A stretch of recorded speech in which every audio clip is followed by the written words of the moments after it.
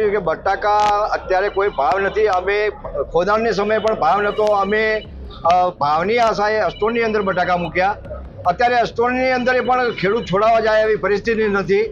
એટલે સરકારશ્રીને અમારી નમ્ર વિનંતી છે કે બનાસકાંઠા જિલ્લો એ બટાકા ઉપર જ હરિયાળો છે અને બટાકાનો જ ઉદ્યોગ છે, એના સિવાય બીજો કોઈ ઉદ્યોગ નથી। એટલે સરકાર સામે ખેડૂત મીટ માંડીને બેઠો છે કે અમને કોઈ સહાય આપો તો અમે બચી શકીએ છીએ, નકર અમારે તો મરવાનો વારો છે। સ્ટોરની અંદર મૂક્યા પણ સ્ટોરમાં કોઈ ભાવ મળે એવા નથી। તો અમારે હવે જાવું તો જાવું ક્યાં? અમારે સરકાર સામે આશા છે કે તમે કોઈ સહાય કરો તો અમે જીવી શકીએ, નહીં તો જીવી શકીએ નહીં। આ બાજુ બીજી એમજમાં પશુપાલન છે। પશુપાલનમાં અત્યારે વરસાદે રૂઠ્યો, સરકાર તો રૂઠી પણ વરસાદે રૂઠ્યો, વરસાદ પડતો નથી। એટલે અમારે પશુપાલન પણ કઈ રીતે નિભાવવું, એટલે સરકાર ઉપર ખૂબ આશા રાખીને બેઠો છે ખેડૂત બનાસકાંઠાનો કે કંઈક સહાય જાહેર કરે।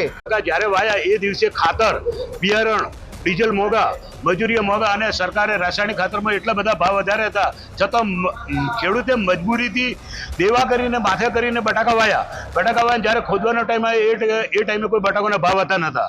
એટલે ખેડૂતે શું કર્યું, પછી ના છૂટકે સ્ટોરમાં મૂક્યા, પણ સ્ટોરમાં એવી પોઝિશન થઈ છે કે અત્યારે ખેડૂત છોડાવે છે તો પૈસા મળતા નથી। તો સરકારશ્રીને નમ્ર વિનંતી છે કે માંગણી છે કે તરત ખેડૂતોને પેકેજ જાહેર કરે અને ખેડૂતોને મરતા બચે।